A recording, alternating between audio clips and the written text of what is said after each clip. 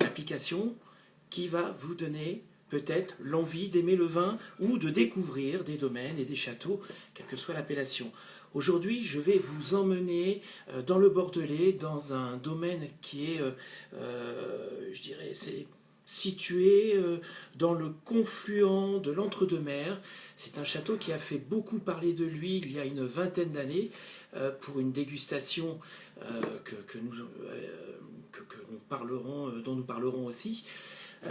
Et nous allons être en direct avec le château de Reignac. En train de se faire. Est-ce que Nicolas est avec nous? Voyons voir. Nicolas est avec nous. Bonjour Nicolas. Bonjour. Merci de nous rejoindre. C'est très gentil de nous accorder 30 minutes pour nous parler du château Reignac. Donc, comme je disais, pour introduire un peu la situation géographique, on se situe dans le confluent de l'Entre-deux-Mers. Exactement, on est situé donc dans la zone du bec d'Ambès en fait, donc c'est-à-dire à la jonction Garonne-Dordogne, donc la pointe extrême de l'Entre-deux-Mers. Voilà. D'accord. Les parcelles sont sur les deux côtés. Alors dans le bec d'Ambès, et en fait on est répartis sur deux communes, la commune de Saint-Loubès et la commune de Montussan. D'accord. L'encépagement, Merlot, Cabernet, Alors, principalement. exactement, alors on est vraiment sur une propriété qui est à un cépagement typé rive droite, c'est-à-dire qu'on a dominante Merlot. Ouais. On est à 65% Merlot, 25% Cabernet Sauvignon et un petit peu de Cabernet Franc. Voilà, et on a un petit peu de blanc, parce qu'on a trois. Ah, ça coince un tout petit peu avec la connexion au château Reignac. Alors, voyons voir si la connexion va se rétablir.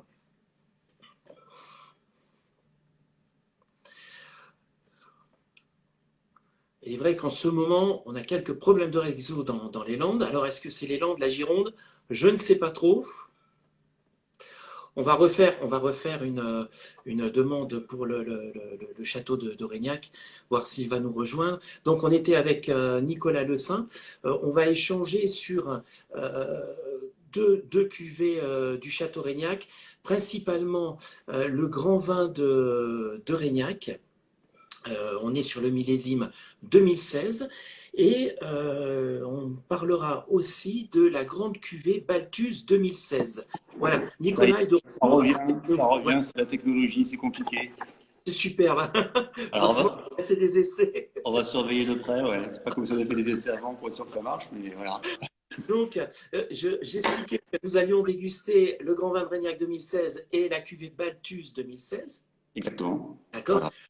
On va parler aussi de quelque chose qui me tient à cœur, puisque j'aime beaucoup mettre le vin en avant dans des cadres, je dirais, soit autour de la gastronomie, soit autour d'œuvres d'artistes peintres. Et là, aujourd'hui, on va parler d'un livre qui est superbe, que vous m'avez envoyé, dont vous êtes l'auteur. Alors, on va faire un petit essai, voir s'il passe bien. Voilà, Couleur Vigne, Nicolas Lesaint. Voilà, on voit pas trop mal.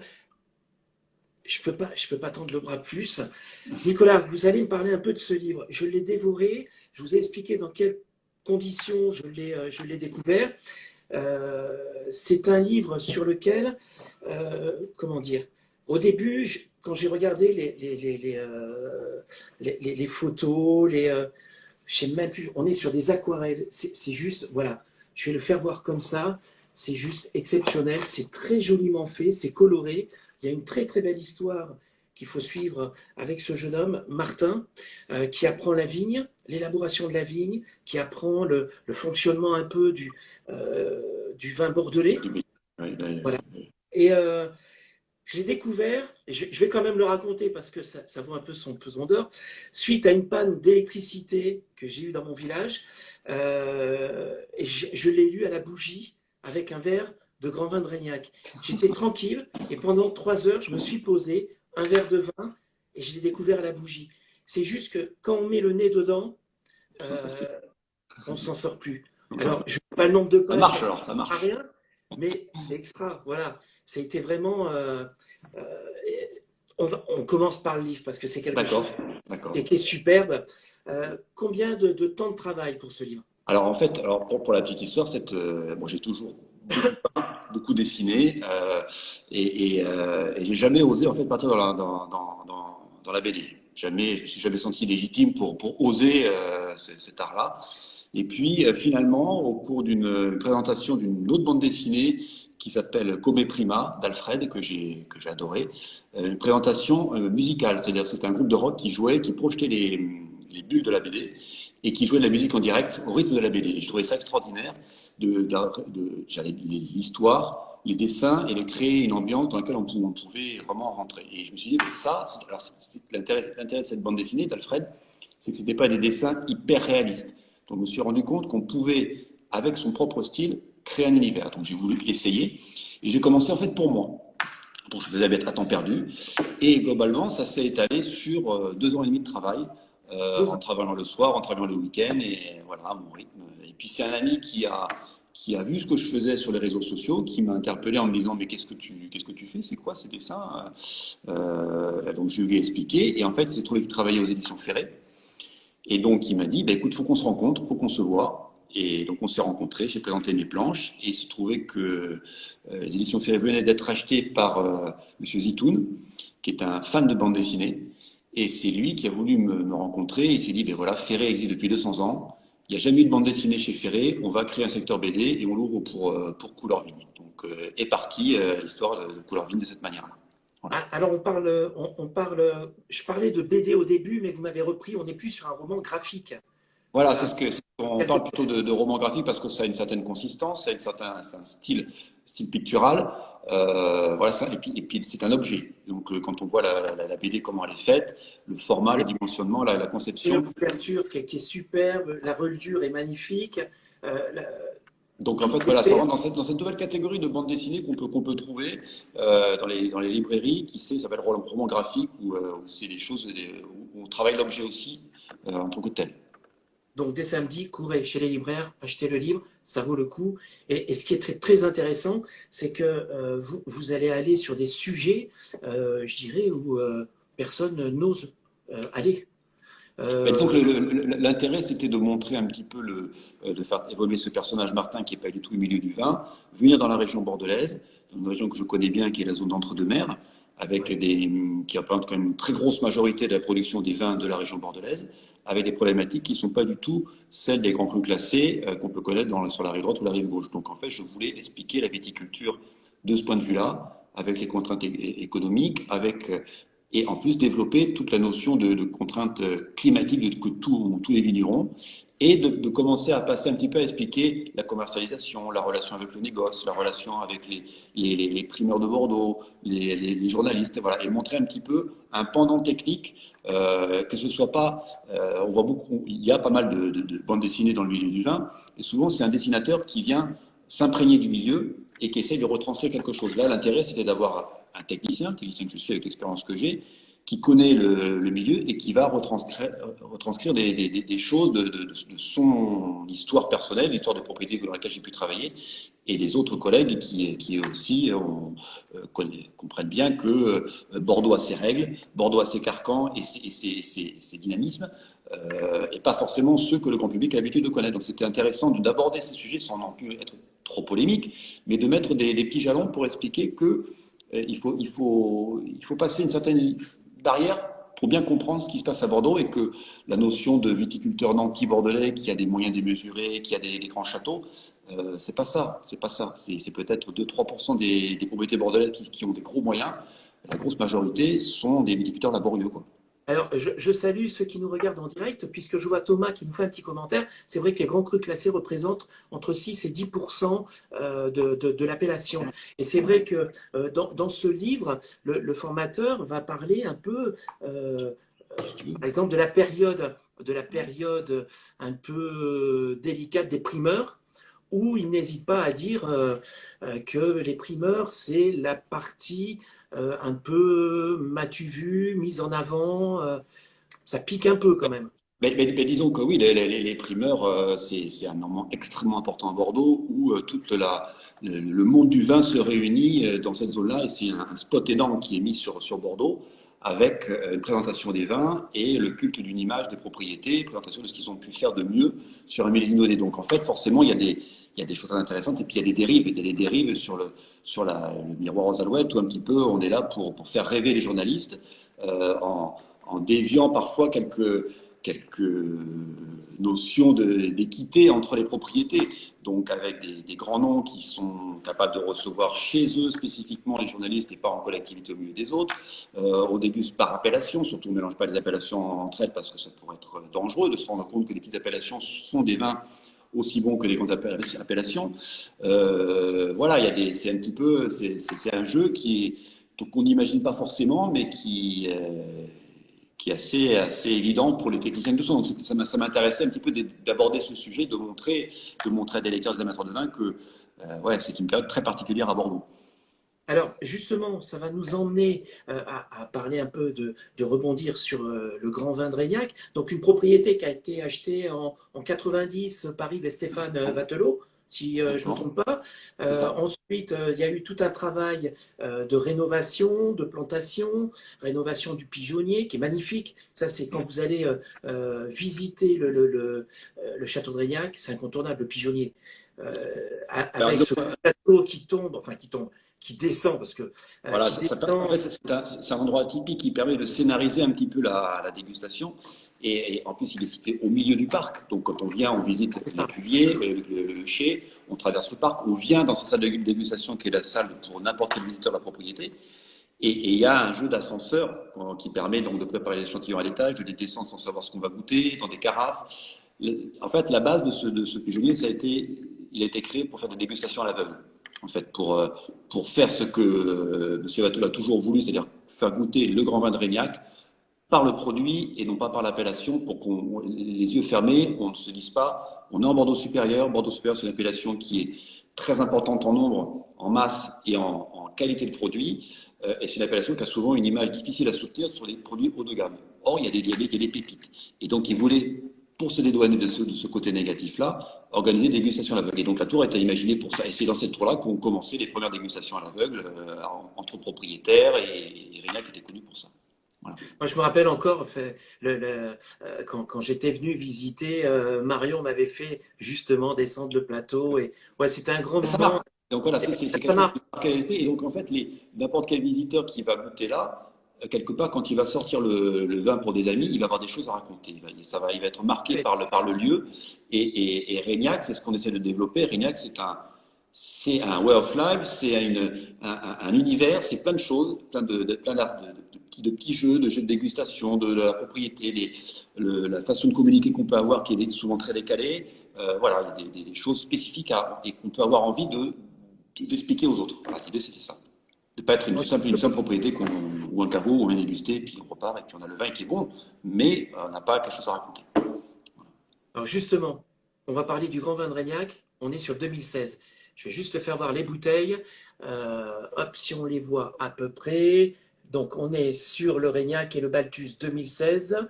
Et nous allons commencer donc sur le Grand Vin de Régnac. On est sur un assemblage de Merlot Cabernet. Les pourcentages à peu près. Alors en Merlot, on va être à 75% de Merlot et 25% Cabernet Sauvignon et un petit peu de Cabernet Franc. Voilà, on est sur un vin qui va être élevé à 40% dans des barriques neuves et le reste dans des barriques d'un vin. Voilà, sur un élevage qui va s'étaler sur 14 à 16 mois en fonction de la vitesse à laquelle on va descendre les lots en barrique. Voilà. Alors, sur ce vin, qu'est-ce qu'on va pouvoir expliquer aux personnes qui nous regardent? Ben, simplement, moi, par rapport à mon regard de sommelier, on a un vin qui est très expressif, un nez qui est très expressif. On est sur des notes, je dirais, de bois qui sont bien, qui sont élégantes, fondues. On va le retrouver plus en bouche tout à l'heure. Très fruité, très aromatique. On est sur les fruits noirs, sur la griotte, des choses comme ça, le côté tabac. Alors, ce qui est très intéressant, c'est qu'en dégustation, on va être sur un vin qui va être aussi bien épicé, qui va avoir vraiment du caractère, il y a du corps, il y a de la matière. Alors, on est sur du 2016. Je vois que des personnes nous demandent quel millésime on déguste. On est sur 2016. Et puis, à la fois, on a un côté velours tendre, on a un côté sec en fin de bouche. On a vraiment quelque chose de très élégant. Ouais. On essaie d'avoir un grain tannique qui soit assez soyeux et Ouais. avec une allonge. Donc on a envie d'y revenir. Il y a une belle salinité, je trouve. Alors on verra le Balthus après. On essaie d'être plus sur la sucrosité, voilà, le volume. Là, on essaie sur l'attention, l'élégance. Vous Alors, la le, bouche. Nicolas, vous le dégustez sur quel plat, vous? Alors, là, nous, bah, enfin, ce type de vin, pour nous, c'est plutôt sur les grillades, sur les côtes de bœuf, les choses comme ça, ou même les sauces, hein, ça peut être, il n'y a aucun souci à l'associer à ces vins-là. C'est des vins qui vont supporter sans aucun souci les plats consistants, voilà, choses comme ça. Le Bacchus sera plutôt sur les plats en sauce, les plats encore plus consistants.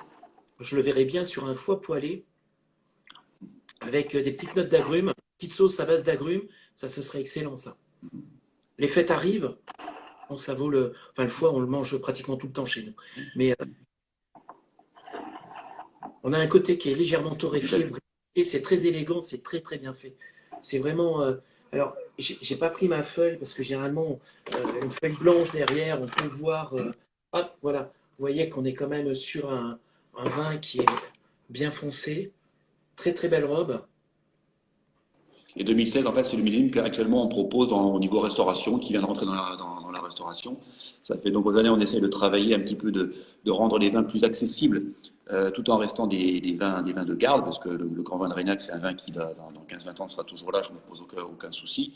Mais l'idée, c'était de les rendre plus accessibles. Donc pour ça, ça fait quelques années qu'on travaille déjà sur la proportion de bois on avait dit pendant longtemps, on était à 50%, voire plus de 50% de barriques neuves. Donc déjà, on a réduit la proportion. Et on a fait un gros travail sur la nature des bois des barriques qu'on va utiliser. On a basculé sur des barriques qu'on appelle à grain fin, c'est-à-dire avec des bois qui ont une qualité de pousse beaucoup plus intéressante et qui vont donner des boisés beaucoup plus fins, beaucoup plus soyeux, et qui nous a permis de nous améliorer sur la finale des vins, pour essayer de gommer les amertumes un petit peu fortes et rendre justement cette accessibilité sans perdre la tenue dans le temps. Alors, on parlait de la garde. Il me reste du 5 et du 9 dans ma cave. Il n'y a pas très longtemps, j'ai goûté un 5 qui était juste exceptionnel. Donc, on est sur une quinzaine d'années. Et c'est vrai que. Après, tout dépend comment on aime les vins, c'est toujours pareil. Mais On est bien d'accord. c'est des vins qui dans 15 ans, gardent un grand intérêt parce qu'ils ont une tenue, il n'y a pas d'association, il n'y a pas, voilà. Après, on passe sur des gammes d'évolution, c'est un autre style de vin, c'est les vins dits âgés. Voilà. C'est des vins, en général, quand on met en bouteille, on estime que dans les 3-4 ans, on met un petit peu de côté, on oublie, au bout de 3-4 ans, on peut commencer à prendre beaucoup de plaisir en carafant les vins. C'est des vins qui ont besoin d'être aérés, qui peuvent être carafés 2-3 heures avant sans aucun problème. Et après, la tenue, elle se déroule sur 15-20 ans en fonction du millésime dans lequel on se trouve, quoi. Voilà, j'ai carafé les deux vins. Donc, juste un conseil pour les personnes qui nous regardent, ne le carafez pas 3 heures avant, ça ne sert à rien. Quand vous allez manger au restaurant, ils ne vont pas vous préparer la bouteille de suite. 1 heure suffit largement parce que vous allez autrement perdre des arômes et ce serait dommage. Ça, c'est juste le petit conseil, si vous voulez, de service. Sur la cuvée Balthus, Nicolas, là, on va être sur du 100% Merlot. Alors Balthus, c'est autre chose, c'est-à-dire qu'on est vraiment sur une cuvée. Alors déjà, le grand vin, on n'a pas parlé de volume de production, ça peut être jusqu'à 180 000 bouteilles de produites. Le Balthus avec 12 000. Donc c'est vraiment une toute petite cuvée qui se veut être. Nous, notre cépage dominant, c'est le Merlot.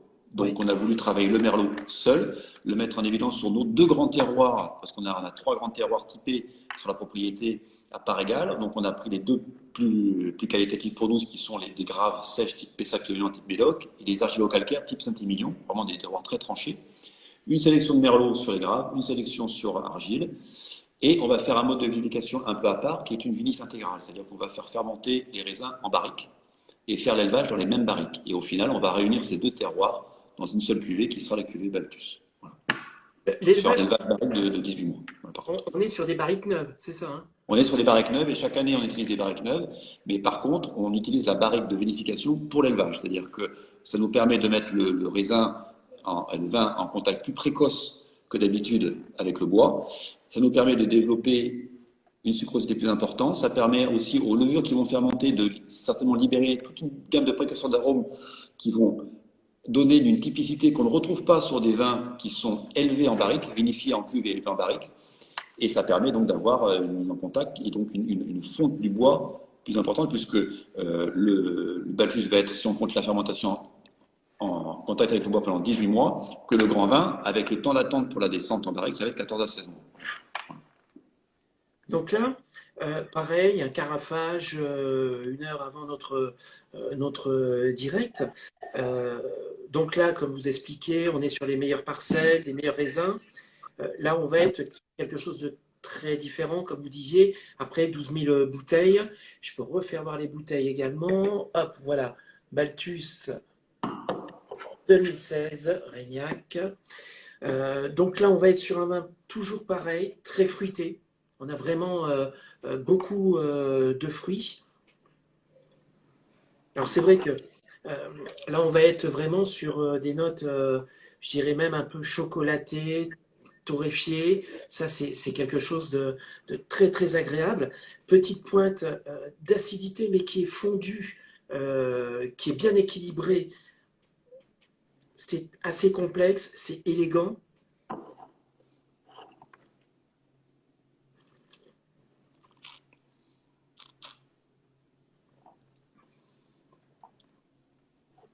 C'est vrai que quand on déguste ça, on prend son temps, on prend du plaisir. Alors, c'est des vins plus saturants, c'est sûr, mais voilà, il y a une grosse sucrosité qui arrive, c'est velours, et puis ça va en montant en permanence au niveau puissance, quoi. C'est vraiment beaucoup de plaisir. Alors, on a échangé un peu tout à l'heure. J'avais un ami qui le décrivait en disant que c'était un boxeur en ballerine. Voilà. Et je trouvais ça très chouette comme image voilà, de la puissance développée avec de la finesse et de l'expérience. C'est carrément l'image. Le boxeur en ballerine, j'imagine exactement ça. Vraiment beaucoup de caractère, mais c'est vrai qu'une fois après, la longueur en bouche, il y a une élégance, une finesse qui est vraiment remarquable. Ça, je le verrais bien, par exemple, avec de l'agneau, des côtes de bœuf aussi. L'agneau, vous savez, en croûte d'herbe, là, avec les petits légumes, ça serait extra. Du veau, un bon rôti de veau, on aurait vraiment les deux, entre le plat et la finesse du vin, quelque chose de super élégant. Il y a quelque chose qui me trotte un peu dans la tête et que j'ai envie de parler. Vous souriez, mais je pense que vous allez savoir pourquoi. Il y a 19-20 ans, il y a quelque chose qui a eu lieu, et on va en parler un peu quand même, parce que je trouvais que c'était culotté quand même de faire, c'était un gros coup de poker, de faire cette dégustation. Vous avez organisé une dégustation avec 20 professionnels Alors, du vin. petite correction, nous n'avons pas organisé. Nous n'avons pas organisé. C'est le grand jury européen avec François Mos qui a organisé. Donc c'est une grosse différence parce que souvent nous étions reproché, vous êtes organisateur et voilà, c'est normal qu'est-ce que c'est bien marché. Non. François Mos nous a contacté M. Vatelot à l'époque, en disant voilà, j'ai le grand jury européen qui était très actif à l'époque. Avec le grand jury européen, c'est un regroupement de professionnels où il y avait Michel Béthane, les meilleurs sommeliers du monde, des négociants, enfin des professionnels, des gens qui ont l'habitude de goûter beaucoup de vins dans différentes appellations et qui ont une approche technique et compétente des vins, en disant voilà, je connais vos vins pour avoir souvent goûté au pigeonnier justement à l'aveugle, je sais que vous faites des très bons vins et j'aimerais mettre un petit peu un coup de pied dans la fourmilière en montrant qu'il y a des pépites à Bordeaux hors terroir classé en 1855.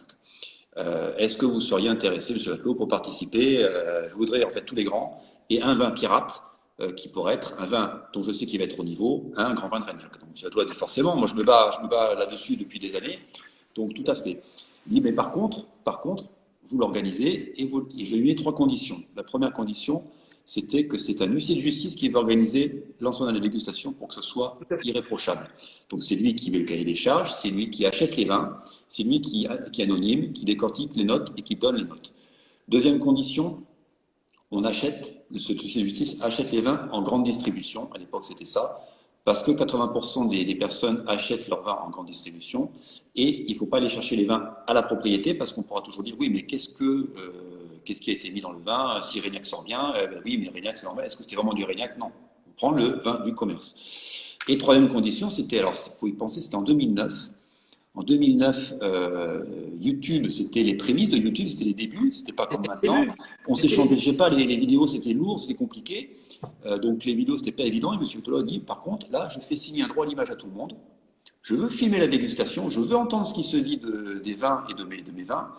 Et ayant un droit d'image, eh je pourrais faire peut-être une vidéo, si ça se passe bien, mais on va faire une vidéo, on aura un outil de communication. Et donc la dégustation a été faite, et donc c'était alors le millésime, les dégustations sont venues sans savoir ce qu'ils allaient goûter. Ils savaient juste que c'était un seul millésime et que c'était une même région. Voilà, donc et il y avait tous les grands, la Tour, Pétrus, Angélus, Lafite, Mouton, et au milieu il y avait un vin pirate, entre guillemets, qui était le grand vin de Régnac 2001. Et donc la dégustation s'est faite, les notes ont été décortiquées, et au final, le premier de la catégorie c'était Angélus, qui est sorti premier, deuxième c'était Grand Vin de Régnac, devant tous les autres. Alors le but c'était de dire, voilà, maintenant j'ai un outil de communication, je vais mettre en face le prix d'achat des vins à l'époque, qui permettra de faire une notion de rapport qualité-prix. Quand un Grand Vin de Régnac sort deuxième, à l'époque c'était en Fort Vin Leclerc, je crois que c'était à 15 € la bouteille, et vous avez un Pétrus qui est à 1500 € la bouteille, le rapport qualité-prix, ça change tout, même si on est deuxième. Le but, c'était de ne pas être dernier, parce que quand on est dernier, on ne sait pas à combien on est de l'avant-dernier. C'était de montrer qu'on était dans le groupe. Coup de chance, entre guillemets, on est deuxième. Donc voilà, on est du même niveau, et il y a un rapport qualité-prix qui est exceptionnel. Donc il a fait cette vidéo-là, et il l'a mise sur YouTube. Et là, la clé était trouvée pour contourner un petit peu les carcans bordelais, dont je parle un petit peu dans Couleur Vigne, et d'atteindre le consommateur en lui expliquant, mais voilà, vous pouvez vous faire votre propre idée maintenant, venez acheter notre vin.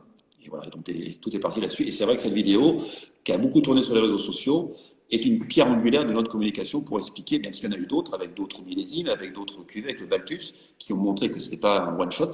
C'est très important pour nous, comme cette vidéo. Il y a un moment clé dans la vie de la propriété. Eh bien, c'est gentil d'avoir rectifié, Nicolas, et puis d'avoir éclairé par rapport à cette vidéo que l'on voit sur YouTube. Donc, ça s'appelle l'incroyable dégustation sur YouTube. Si vous voulez découvrir, déguster ces vins, je vous invite à aller sur l'application Château Régnac. Il y a la page Facebook, il y a Instagram, il y a il y a la boutique aussi. Tout un univers. Et surtout d'aller faire un tour à la propriété, parce que là, c'est vraiment magnifique, et vous passez un super moment, et surtout, vous êtes très très bien accueillis, ce qui est important à dire. Nicolas, merci beaucoup. Merci pour la dégustation, merci pour l'échange, et à bientôt. À très bientôt. Au revoir. Au revoir. Au revoir.